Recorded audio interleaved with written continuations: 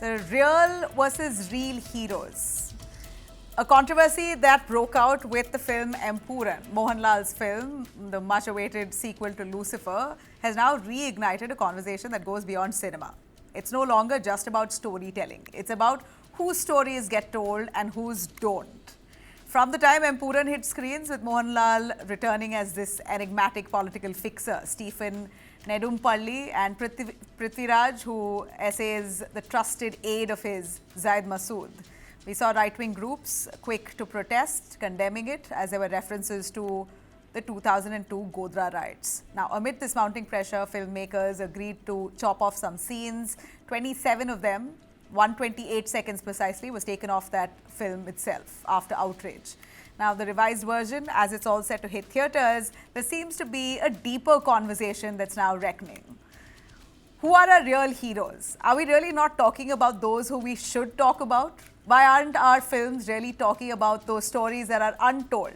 Because while fiction may stir up controversy, the truth can certainly be rooted to history. Making Waves, Chhawa, based on the life of Sambhaji Maharaj. Triple R, even though it was fictionalized, channels we saw extensively. Triple R, the film itself, showing how it rebelled against the colonial rule. Something that really struck with the audience. Audiences are connecting with such new kind of patriotic cinema. And now a new name enters the spotlight with the recent Kesari Chapter 2.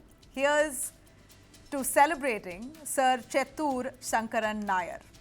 He was a lawyer, a judge, a nationalist, and a man who took on the might of the British Empire head-on. He wasn't just the president of the Indian National Congress in 1897 or the former Advocate-General of Madras. He was in fact the man who dared to challenge General Dyer in court, the butcher of the Jallianwala Bagh. He exposed the colonial brutality, resigned from the Viceroy's Executive Council in protest, and authored the explosive book Gandhi and Anarchy, risking it all to speak up. Yet how many of us really know his name? That's about to change. The trailer of Kesari Chapter 2 just dropped, starring Akshay Kumar as Sir Nair, based on the book, The Case That Shook the Empire. This is the book that was written by Nair's grandson himself. The Case That Shook the Empire. This book has now been turned into a film, essayed by Akshay Kumar, and these are the heroes that the country needs to talk about. In fact, I have with me Raghu Palat and Pushpa Palat themselves to give us a deep dive into what this film speaks of. It's our pleasure to have you on board here on News 9. Raghu Palat, you're the author along with your wife Pushpa Palat. Both of you have decided to pen this book called The Case That Shook the Empire. You know, Thank you for having us. Thank you very much, sir. You know, Sir Sankaran Nair certainly deserves a lot more than just a footnote in our textbooks. And your book now has encouraged filmmakers to turn it around into a full film. And none other than Akshay Kumar, do you feel that this has done justice to his great glory? The fact that you tried to preserve his legacy through your book and now to a film, do you finally see that the historic wrong is reversed? I think the main thing is which the book attempted to do, and now that the movie will reveal, is the atrocities that the English perpetrated on Indians. It is a forgotten chapter, and that chapter is now being unfolded to the whole world. Actually, we're delighted. We're absolutely delighted. We didn't. I mean, the reach of Hindi cinema is something else. And yes, we wrote a story about a member who's very dear to Raghu, his great grandfather, actually. And well, now we wrote it because when we started writing it, we thought, you know, there's much more to say about this man. He did contribute a lot. He contributed to independence. He contributed to social reform. There was so much more. And we had the book published. Now that Dharma has taken it on and actually told his story, I think Raghu and I are really happy, really delighted. Because, you know, there are so many people who have contributed. Why are they not acknowledged? And there was so much that he had done, actually. towards the freedom movement. He believed in home rule and he worked tirelessly towards that. After he resigned from the Viceroy's Executive Council, he was in the Secretary of State for India's Council in England, working towards self-rule for India. And from what And I it was see here because and of what I him. read on him, thanks to you in your book, it clearly shows how a voice like his and a name like him was very consciously ignored and sidelined over the years. There have been films, there have been lots of stories, biographies of famous people, those who fought in their own right leading up to what we're living today, thanks to such stalwarts. But none of them really mentioned Sir Nair extensively. Gautam, if you could... That is changing, That but is you must changing. always realize that history is always written by the victors. You see, so yes, And, that's all changing. and Sir Sankaran Nair believed that everything should be, he was a man of law, highly principled, a man of law, and he wanted everything by the process, the Yeah. due process of law. And Gautam, that your take on is what he believed history in. being Sorry? selective. Do you believe that history was selectively written to glorify just a few voices, while someone like Sir Nair, who challenged both the British and the national leadership, were very conveniently left out?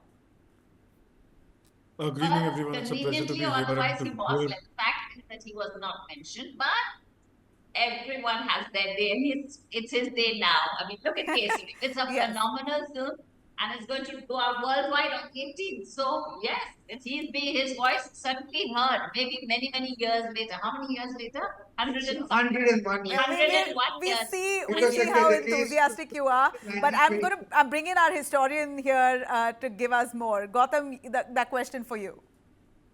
good evening. It's a great pleasure to be here and to hear the words from the family member himself. It makes me wonder that just because we haven't heard of some heroes, the question is not that why we are hearing about them now.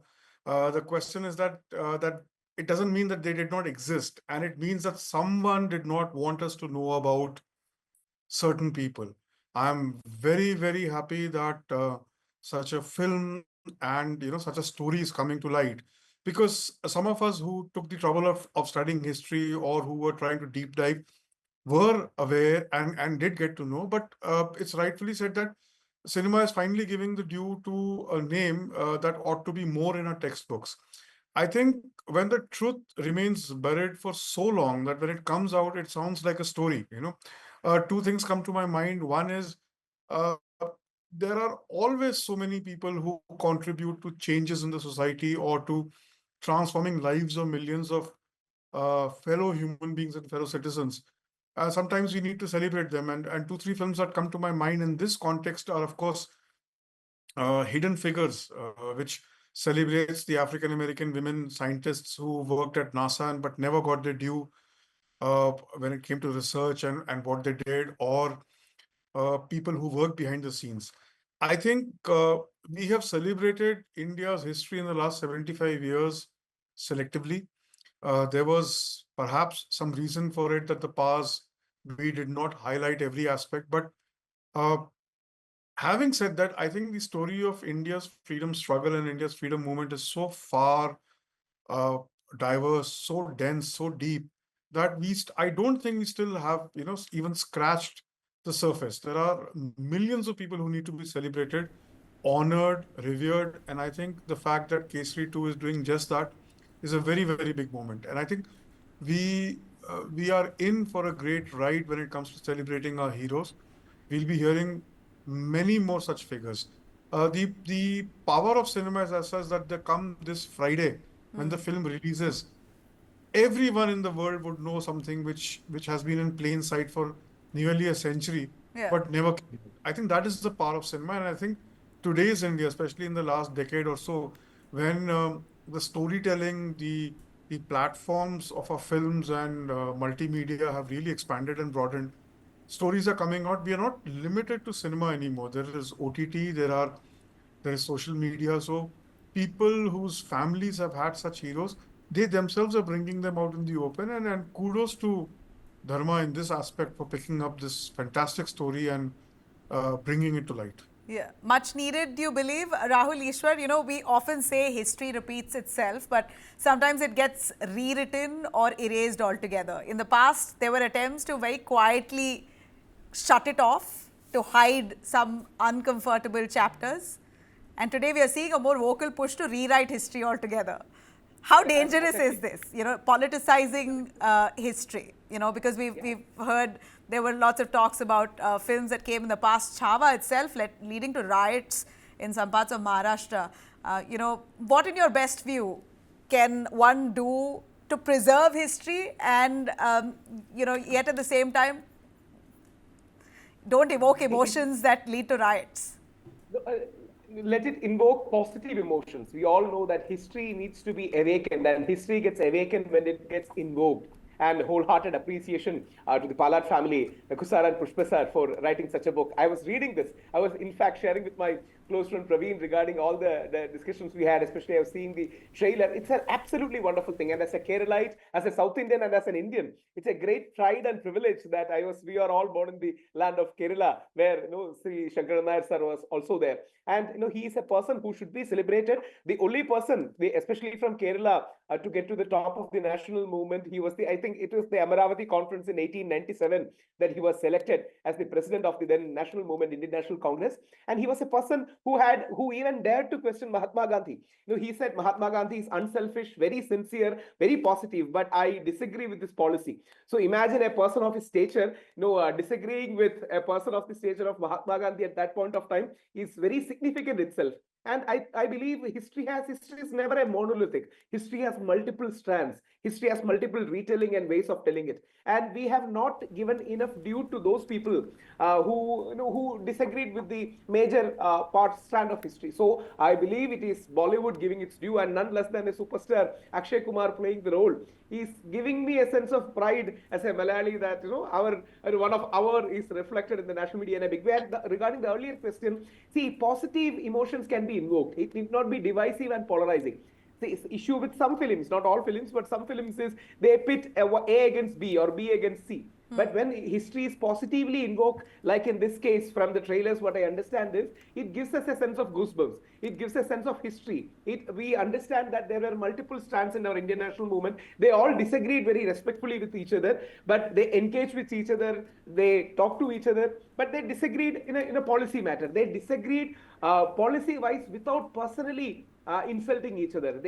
We should learn that kind of a thing in modern India, where you can strongly disagree with a person's policy, but yet respect person's integrity and mutually engage with each other. So I think that's also a great learning, and it's a great moment of pride that such a movie is coming. Any anecdote that you'd want to share for us? So, for moviegoers heading to watch this film, will know what exactly to expect. Well, actually, I think Akshay Kumar has played this role very beautifully as far as the nuances of this character is concerned, because he was a fighter. Yeah. He was a very strong man, very principled, and he would stand and argue with anyone who did not agree with him. There are stories of the other members of the Viceroy's Executive Council saying he was unmanageable, and that if he did not agree with something, he would yell and shout at the top of his voice. Not only that, when he did not agree with the Viceroy's Executive Council, he wrote his famous Minutes of Dissent, which were then later on adopted when it reached the British Parliament. Yeah. Dissent against the Governor-General, which was Lord Chelmsford at that time. This is very interesting. The highlight here, as per the Kesari trailer that I see, is also his stand on Jallianwala Bagh. A quick take from you, Gautam, on what happened at that point. The Congress at the back foot, he stood up against his own party to fight for it. But that has never been spoken about by the Congress itself. No, there, I think you've summed up. Yes, Rajat.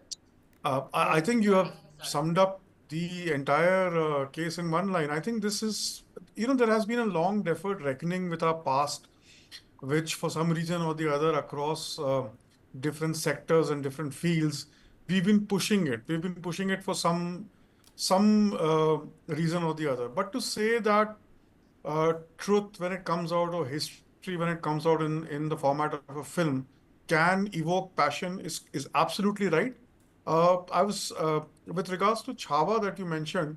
I think each episode needs to be looked in its entirety and looked in the context of the time it occurred. Yeah. A lot of people highlight the fact that Bhagat Singh adhered to the communist ideology. That does not mean that he did not love his country. Would Bhagat Singh continue to be a communist post-independence? Who knows? Perhaps he would have, perhaps he wouldn't have. But you know, to contextualize past in the present time, one has to be very sensitive about a lot of things. I think what this film it can teach us is something, the foundation of which I believe, as a historian, as a film historian, that Chhawa is a point where you will actually acknowledge the past and learn from what has not been told to you or how it has been told to you. And I think this film, Kesari 2, is an excellent milestone when it comes to a kind of truth and reconciliation, which we have been lacking for Correct. one reason or the other. Rahul, And I'll wrap with you. A final word on how this could make a political party uncomfortable. The Congress hasn't really glorified their own. He even stepped down from his big post at that point, but never has he been mentioned in any of the Congress narratives. Now the film coming up might irk the party. And I hope Congress, which has the legacy of the grand old Indian party and the Indian national movement, continues to celebrate the galaxy of leaders and not being selective. And taking a cue from your earlier question, Sri Sankaran Nair was against the radical and extreme of all communities. For example, there were many casteist injustice practices there, and he rightfully stood against this. And he wanted reform. He was a man of law. He was a man of constitution when you read from history. So from his times, he reformed so many things, and that was very positive. And he took on the extremes and radicals of all spaces, and yet continued to merge a more positive path forward. So he was basically, he was a legal luminary. So he had to have that stand in a big way. So I think Congress should definitely celebrate, own up, and understand. Rahul, your connection has tuned out. Final word, Ms. Pushpa. You know what? This movie is going to, yes, arouse emotion. What is going to arouse is the emotion of all Indians. What I'm trying to say is that here's a man from the deep, I mean, from the south, and he's fighting for Punjab, which shows that all of us have the same feelings. We feel it for every other Indian. Whatever, from Punjab, from Kerala, from Gujarat, from Maharashtra, that feeling that somebody was tortured and brutalized to this extent cannot but leave you. So see the movie and you'll realize that the emotion for every one of us is going to be exactly the same. Pain. It's going to be the sadness that we didn't know and we couldn't do anything about it. It is the fight of one Indian against the injustice against all Indians. Yes. And he was not this afraid is precisely to fight it alone. A spirited personality like him that we want to watch. A film like this could really trigger a lot of positive emotions, and we're looking forward to Kesari 2. I'm really appreciating both of you as his family, Sir Nair's family, to join us right here on News 9 and express your gratitude, your enthusiasm to have this film come up. Thanks very much, the two of you, for joining us. Very excited. Thank you. Thank you. And the movie is very good. We've seen it. We've loved it. Lovely. And I think we're looking forward. everything is portrayed beautifully. We're looking forward, sir. Thank you, ma'am.